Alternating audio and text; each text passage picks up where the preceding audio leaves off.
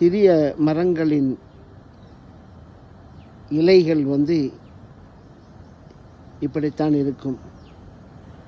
நான் இலை என்றே நினைத்தேன். ஆனால் நான் ஒரு மரத்தடியில் படுத்து கிடக்கும்போது என் மீது இந்த இலை விழுந்தது. ஆனால் அது இலை அல்ல. இப்பொழுது பாருங்கள்.